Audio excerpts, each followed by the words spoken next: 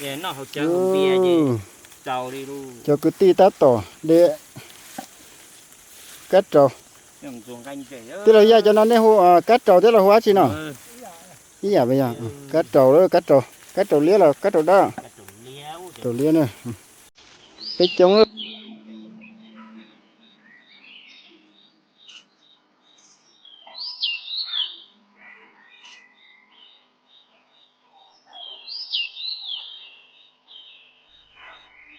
Nó cắt đấy. Cho mỏ hút. Ba một non chè đó, ba một non chè để gói cho mình nhìn rồi. Bây giờ chỉ mỏ. Cho nên là cắt trầu nó gì? Nó chúng nó xia ha, chúng nó xia.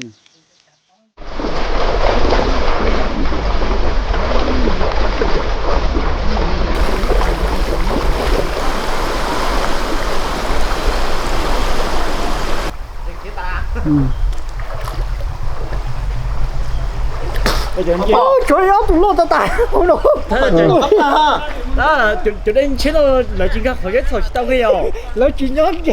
Giờ chửi khó chịu, lưỡi trai sắp luôn. Thắng luôn đi.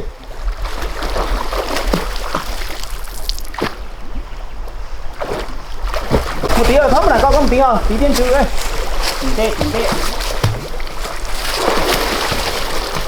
Xấu cái gì lọ? Có tiền tê gì thế à? Tiền tê gì thế à? Có cái bò. Có tiền tê gì thế à? Gốc luôn. Ôi, tụi nó luôn là tụi nó lấy mà tôi chín. Tụi nó đi ở tua hả? Tôi rồi. Tụi này mò quá. Trời lớn nằm lớn đến giờ đó. Còn tiếp phó phải ghê. Cái đi về, cái đêm sọt tao về. Chè đó, sọt tao chè đó cả nó nè. Cho cá sao mà.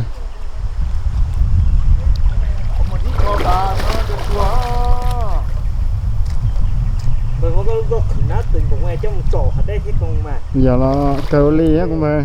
Thì bác là ngay từ giờ một chỗ vậy chẳng xích chai á. Sao là những cái đông về tôi nhỏ hóa đây có lì. Giờ